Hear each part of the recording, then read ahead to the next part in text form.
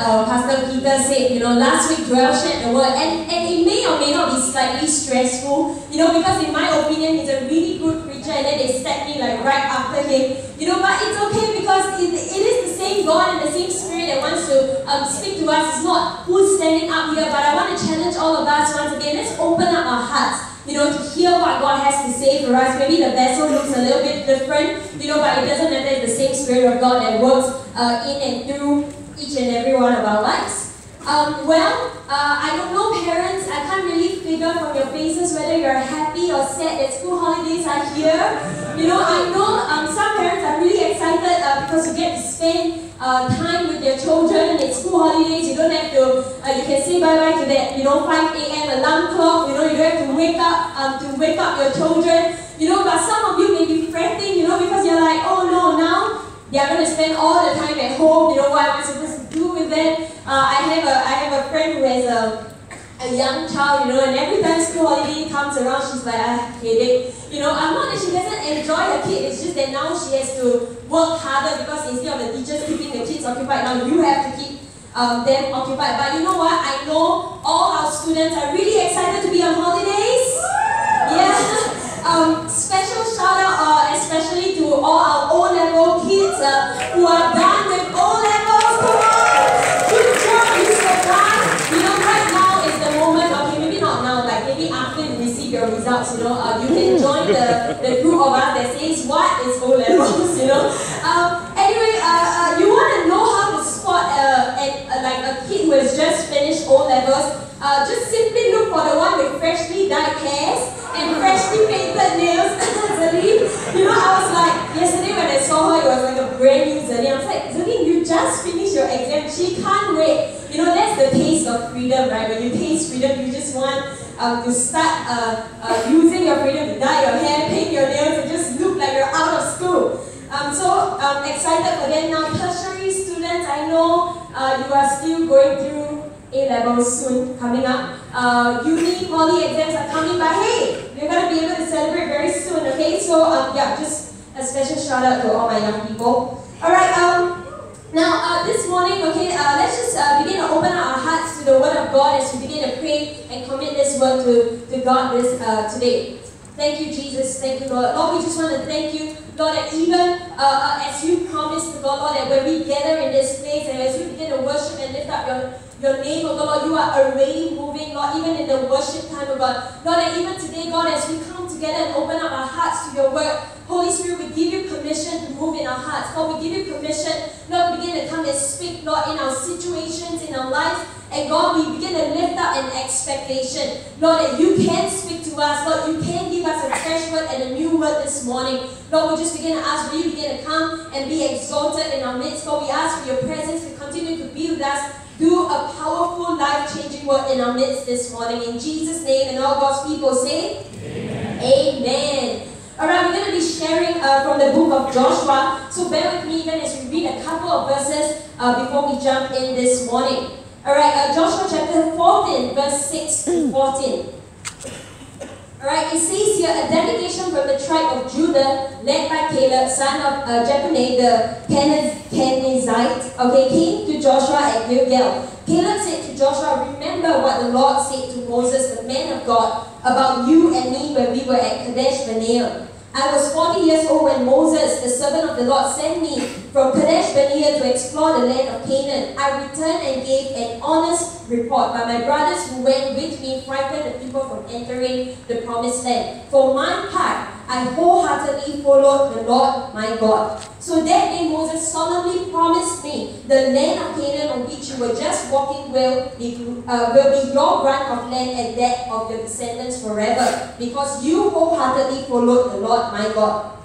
Now, as you can see, the Lord has kept me alive and well, as He promised for all these 45 years since Moses made this promise, even while Israel wandered in the wilderness. Today, I'm 85 years old. I'm as strong now as I was when Moses sent me on that journey, and I can still travel and fight as well as I could then. So give me the hill country that the Lord promised me. You will remember that as scouts we found the descendants of Anak living there in great war towns, but if the Lord is with me, I will drive them out of the land just as the Lord said. So Joshua blessed Caleb and gave Hebron to him as his portion of land. Hebron still belongs to the descendants of Caleb, son of Jephunneh, the Kenizzite, because he wholeheartedly followed the Lord, the God of Israel. Now this morning we're going to entitle the message, Live Possessing or Die Trying.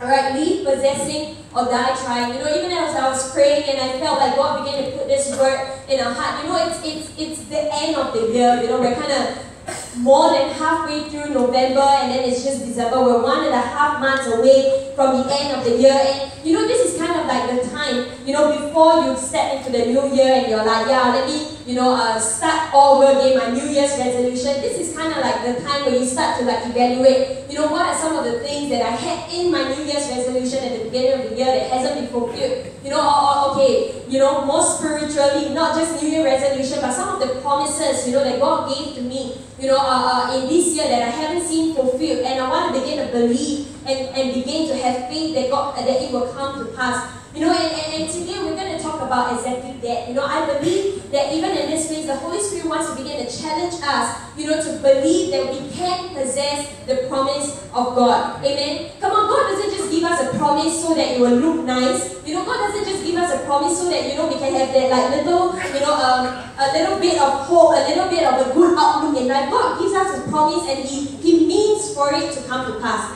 Come on, when God gives us a promise, it's already done. You know, the Bible tells us that God is not a liar, that when He says something, He will fulfill it. Come on, amen? Amen. So even today, it's just, you know, a word that begins to challenge us to realign our hearts and begin to believe that God can come through and God can help us possess the promise. Alright, so we're going to talk about 3 very simple keys to possess the promise. Alright, the first thing that we all need is an undivided heart. Alright, an undivided heart. You know, I like this couple of verses that we just read. You know, one of the things, you know, that stood out the most in these couple of verses that we read is that for 3 times the Bible talks about how Caleb was someone who followed the Lord wholeheartedly. Come on, he followed the Lord wholeheartedly. So the very first thing that we need in order to possess our promise is that we need to have an undivided heart. Alright, come on everyone, say undivided heart.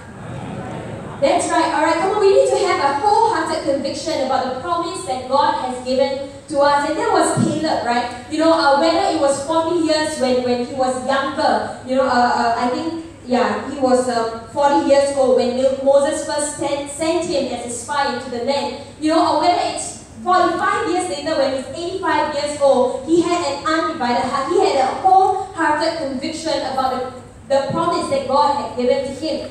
You know, we look here, you know, in contrast to Caleb and Joshua, who were the 2 spies that came back with a report, let's go in and take the land. There were these other 10 spies.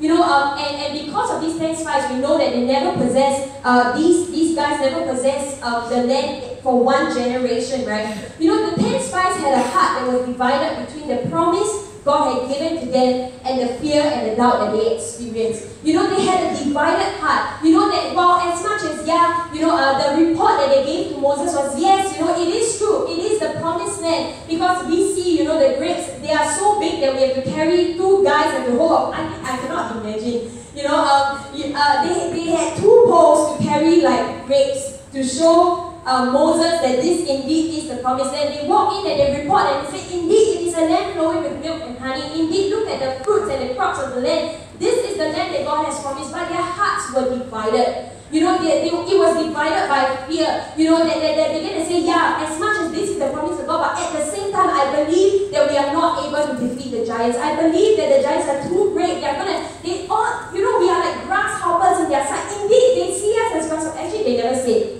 You know, the giants never actually mentioned that I see you as a grasshopper, but these 10 spies are like, yeah, you know, they think we are like grasshoppers, they say it, you know, but actually they didn't. You know, they had a heart that was divided.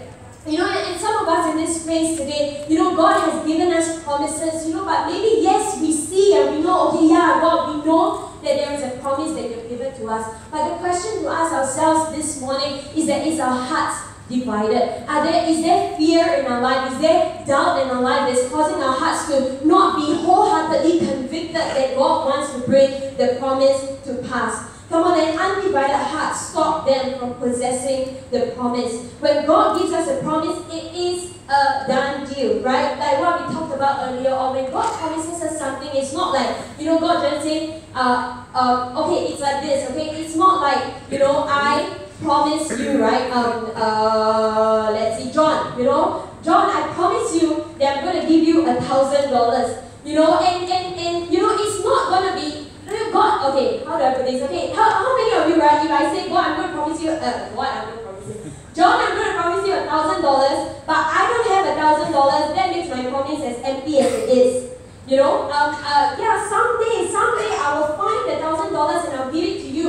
But John's not going to take my word for it, but God's not like that. Come on, when He promised that He's going to give you, like, okay, figuratively, if He's going to give you $1,000, come on, you know that He owns the cattle on the 1,000 hill and He can fulfill that promise. When God gives us a promise, He already knows how He's going to fulfill the promise. He has already fulfilled the promise. In fact, we just need to begin to have that wholehearted conviction that God will do what He says He will do. Come on, amen? Alright? And the next thing about a wholehearted conviction is a wholehearted conviction, an undivided heart becomes who we are. Come on, an undivided heart becomes who we are. A wholehearted conviction should begin to mark our lives. People will begin to know you for your wholehearted conviction. If we read earlier on, like what I said, in these verses, 3 times it was mentioned that Moses followed the Lord wholeheartedly. And what is interesting to me as I was reading, in the very first instance when it talked about Moses following the Lord wholeheartedly in verse 8, Caleb, alright? Caleb began to declare of himself. He says, look, I brought an honest report and I followed the Lord wholeheartedly. That he began to say that because of my wholehearted conviction, I made a personal decision. And it starts from there. A wholehearted conviction starts from you making personal decisions in your life. What is the promise that God has given to you, that you're making a wholehearted personal decision in your life? And then the second instance where it mentions in verse 9 that Moses told Caleb, you have followed the Lord wholeheartedly. And that wholehearted conviction starts off with just changing who you are to become something that people begin to recognize you for. That people begin to say, hey, I recognize and I begin to, acknowledge that you are someone who lives out your wholehearted conviction. In the very third instance that was mentioned where he followed the Lord wholeheartedly was later on in verse 14, right? It says Hebron still belongs to the descendants of Caleb because he followed the Lord wholeheartedly. It goes from a place where this wholehearted conviction of the promise of God that He wants to give to him as a personal decision to something that people begin to acknowledge him for, to something that became his identity. That down the generations, Caleb was known to be someone who followed the Lord wholeheartedly. Today, the question to us is that as God gives us a promise, as we say we have a wholehearted conviction that God will bring the promise to pass, is it defining who we are? Is it becoming our identity that people look at you and say, hey, you are that person that I know, you lived your whole life, believing for disciples to be made. I see you and I see your life, and it is a reflection of the promise of God's provision in your life. Does the wholehearted conviction begin to become your identity? Whether we live to possess the promise or whether we die in faith trying. When it becomes your wholehearted conviction, that's kind of like where I put the title from. When it becomes who you are, when it becomes, your life becomes marked by it. You either live to possess it or you die trying. I know it sounds a little bit radical, it sounds a little bit extreme, like what do you mean by we die trying? But it is biblical. In Hebrews chapter 11 verse 13, Hebrews 11 talks about all these men of faith, it mentions about Moses, it talks about Abraham, it talks about all these different people whose lives spoke of faith, and then it mentions this group of people who says, let's maybe quickly turn to Hebrews 11 verse 13 and I'll show you. In Hebrews chapter 11 verse 13, it says, all these people died still believing what God had promised them. They did not receive what was promised, but they saw it all from a distance and welcomed it. You know, this is amazing because, you know, a lot of times we think like, okay, we tried, you know, God, we kind of like tried hard enough. You know, maybe you're in this place and you're trying to launch a connect group, you know, or you're trying to start a group in your area, or you're believing for family salvation, and you're like, you know what, I tried, I think, don't know, maybe I heard wrongly, you know, but these people, you know, that is mentioned also in the book of faith, not the book of faith, the book of Hebrews that talks about all these men of faith, you know, it talks about how that even though they did not physically receive the promise, they live as though the promise has already been, it has already been fulfilled. You know, and even in this place, you know, some versions begin to say they died in faith. You know, and there's a difference between, you know, just not seeing the promise physically coming to pass and then, you know, losing that hope and getting tired and burn out. And there's a difference that says, no, I've done everything that I can and I still have faith that is coming to pass. You know, and I want to challenge us even in this place. You know, Caleb, right, in verse 12, Joshua chapter 14, verse 12, you know, he says this, he says, so give me the hill country that the Lord promised me. You will remember that as scouts, we found the descendants of Anak living there in great walled towns. Now, these are the people, they are the giants, right, the grasshoppers and the giants, you know, and then Caleb continues to say, but if the Lord is with me, I will drive them out of the land just as the Lord had said. You know, this is his spirit of, I will do it, I will possess it, or if not, I will die trying. You know, he doesn't just sit there and say, okay, you know, if God's going to give the land to me, I'm going to walk in and there's just no, you know, that's it, the giants are just going to drop dead. You know, he says, you know what, if they are there, I'm just going to go in and fight them, and if the Lord gives it to me, he gives it to me. You know, and that's the promise, you know, and so today even, I want to challenge us, and maybe some of us here in this place, and you may be tired or you may be discouraged, and you're like asking God, where is that promise? You know, where is the promise that you gave to me? Lord, I'm not seeing the fulfillment of that promise. And today, you know, can we begin once again, just encourage our souls to say that if God says it is done, it is done. You know, and I want to have that attitude of faith to receive that. If I see it in the distance, I receive it as though it's already done. Come on, amen? Amen. All right. And the third thing about wholehearted conviction is a wholehearted conviction speaks. Come on, a wholehearted conviction speaks. Numbers chapter 13, verse 30. That's when, you know, the 12 spies begin to come back to Moses and give this report. You know, and the 10 spies go on and start talking about the problems of the land and the giants of the land. And then it says that Caleb silenced them and says, no, let's get up and let's go and conquer the land, for the Lord will surely give it to us. You know, a wholehearted conviction begins to speak up in our situation. There is a confession about something that you really believe in, right?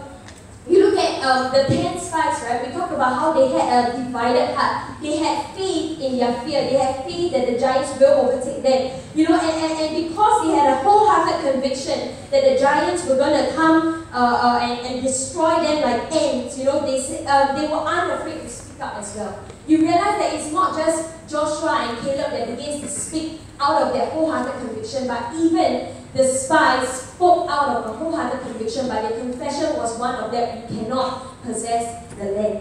The question to us today is, what is our confession saying about our conviction? You know, that today, let's begin to listen to what we're saying about the promise of God in our life. You know, sometimes maybe you're here in this place and your leaders, your area males are challenging you. Hey, step out and believe. You know, believe that God can come through in your area. God can begin to birth a connect group in your area. And maybe our confession in this place is, yeah, but you don't know my area. You know, my area is barren. Oh, there's no this particular group of people. You know, oh, you don't know, I've been trying, but you know, it's just difficult. The confession of our mouths reflects our wholehearted conviction. You know, I'm not saying that Caleb and Joshua didn't see the giants. They did. You know, they acknowledged that there were giants in the land, there were enemies in the land, but yet they say, though I see these, but yet I believe that the Lord will give them to us. Come on, amen? Amen. So today, ask ourselves, listen to our confession. What does our confession say about our conviction? Come on, and the very first thing, so what we talked about is we need to have an undivided heart. Alright, the second thing that we need to talk about is that we need to have an unwavering heart. Alright, you got the pattern, it's always something hard. Alright, you know, an unwavering heart. Alright, a delay wouldn't change a wholehearted conviction. Come on, a delay wouldn't change a wholehearted conviction. A wholehearted conviction doesn't change with time. A wholehearted conviction means it's a done deal. Caleb had to wait for 45 more years to possess his promise, yet he never wavered. I really like it about this guy, you know. It's like at the age of 85 years old, he still remembers the promise, you know, that was given to him, that Moses said, hey, you're going to have this land. Where you walk today, you're going to get it. And 45 years later, he comes up with the same spirit. I am going to take the land because that has been promised to me. You know, a delay didn't change his heart, and his confession never changed. That is an unwavering heart. You know, he still confesses that if God, you know, if I go into that land, God is going to give these people to me. Come on, just as the Lord had said. Alright, an unwavering heart also shows in how we live. Come on, it isn't just about, you know, when we talk about faith, it isn't just about, oh, you know, I believe now, okay, I believe that someday in this area, you know, God's gonna break through, you know, and then I just sit there and I believe now, you know, God, I pray about it every single night. You know, it's not just that, you know, but whatever that promise that you're believing for today, it needs to begin to shape your daily decisions. It needs to begin to shape your very life. In verse 10 and 11, Joshua 14, you know, it says, today I'm 85 years old and I'm as strong now as I was when Moses sent me on that journey, and I can still travel and fight as well as I could then. Come on, how many of you know that that's not natural? Like in 45 years, your body deteriorates. You know, in 45 years, I mean, don't talk about 45 years. Some of us after 2 years, okay? After 2 years of dating, your body already changed, you know? Like sometimes, you know, like we change, you know, if you don't do anything about it. But yet, 45 years later, Caleb can begin to declare that my body is as good as it was 40 years ago. And that begins to reflect that on a daily basis, he's making a decision that one day I'm still going to possess the land.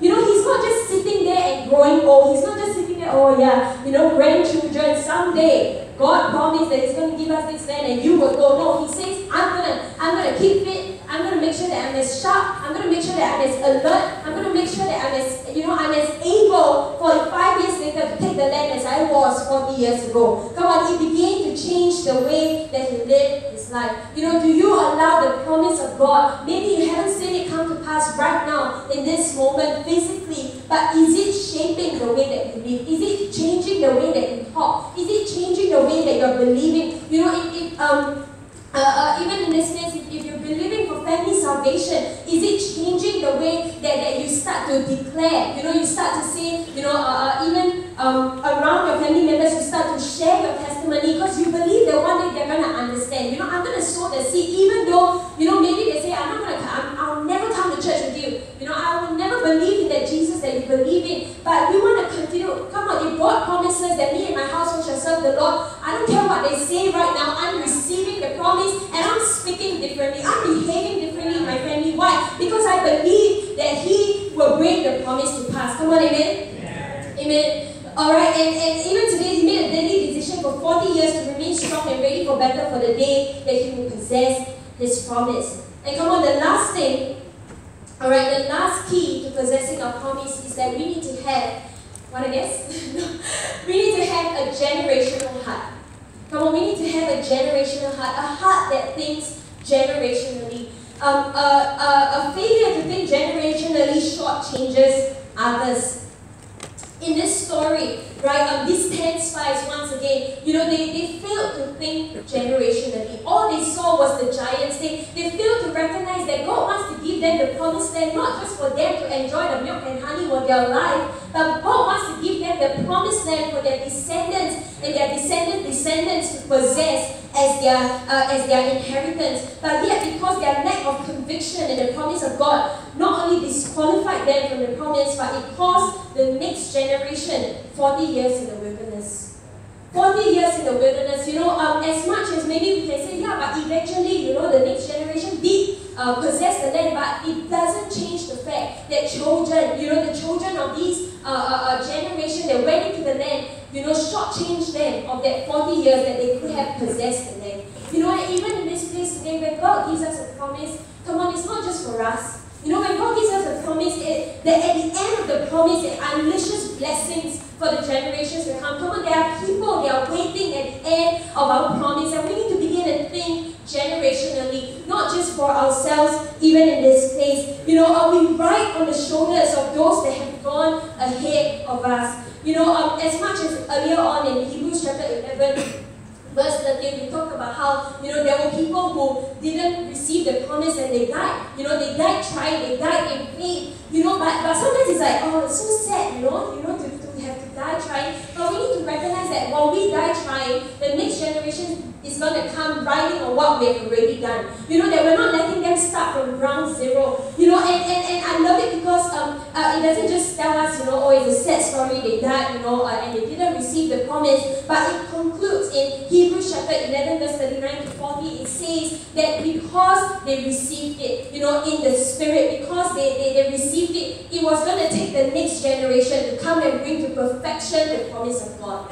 And in this place, maybe, we are going to be one of those that just keeps trying and keeps trying, but let's have the attitude of faith, recognizing and understanding that even if I don't physically see the fulfillment of the promise, I'm paving the way for someone after me to come and possess the promise. Come on, amen? Amen. We shouldn't have the attitude that says, oh, just because I don't see it physically come to pass, I'm not going to do anything about it. Let's just wait for someone else to do it. Caleb, it wasn't like that. He thought generationally, and I love this so much about him. It says that the promise, because the promise was for Caleb and his descendants, when Moses says, you're going to have this huge country for you and your descendants, it says that, it didn't say, okay, but it shows us that Caleb made it his responsibility to fight for the generations to come. He made it his responsibility. It could have been so easy for him to say, my time is up. It could have been so easy for him to just sit back and say, now it's time to let the next generation go forth. Every single one of us, we are called to run our race. Every single one of us are called to fight our faith, fight our faith, right? And we need to be faithful to that. Because as we are faithful to what God has called us to be faithful about, we are preparing the way, we are paving the way for someone else to come and see the fulfillment of that.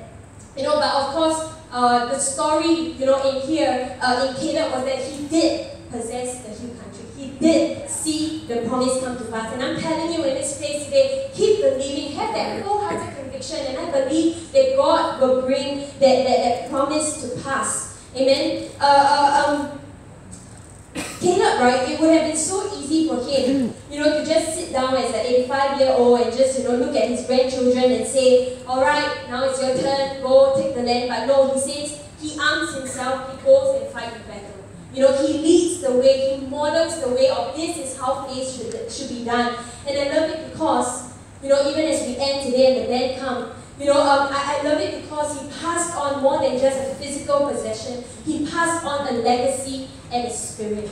More than just giving, the generations to come a physical land, not just to say, hey, you have this physical possession, now go and live there. But I believe that, even in Joshua, it says, in a verse earlier, it says in verse 14, Hebron still belongs to the descendants of Caleb, the Kenizzite, because he wholeheartedly followed the Lord, the God of Israel. It has almost become a testimony. The physical possession of the promise has become a testimony of his legacy. That all of his grandchildren and his line and his down line, living in that land begins to talk about the grandfather who at the age of 85-year-old still began to say, give me my promise, give me what Moses has promised to me, and I will fight them and I will chase them out of that place because the Lord has promised this land to me. Come on, God, even in this place, He wants us to pass on not just, there are people, that we are discipling, there are people that are coming after us, that we need to begin to live a life, that says that I don't just want to pass on the connect group to you.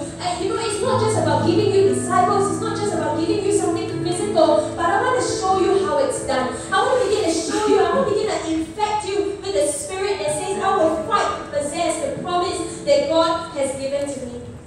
You know, even in this place, I just feel like there's so many of us here, you know, like what we're saying, you know, this year as a church, we're believing, you know, for God to bring in 1,000 disciples. And I know what that looks like for every single one of us individually. You know, maybe you started the year saying, God, I want to see, you know, the family salvation, or I want to see the salvation of the public. And there is someone that you want to see become a disciple of Christ by the end of this year. And you know that somewhere in the year or somewhere in the previous year, God has promised you, yes, they will receive Christ. Yes, they will. You will see them at His altar. And today, even in this place, my challenge to us is, let's believe again. You know, let's begin to say, God, I'm not going to give up. You know, God, I'm not going to not just give up. You know, not just do nothing about it. You know, but I'm going to start believing again. I'm going to start living. I'm going to let it change my confession.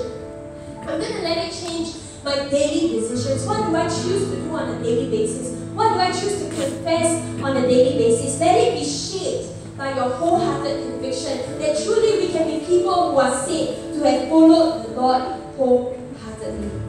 Come on, amen? And even in this place, maybe you're here with us for the very first time, you know, and you're wondering, what is this intense message all about? What do you mean, leave possessing or die trying? That's a little bit too extreme for us. You know, but I want to tell you that in this place, we can believe in the promise because we believe in the promise keeper.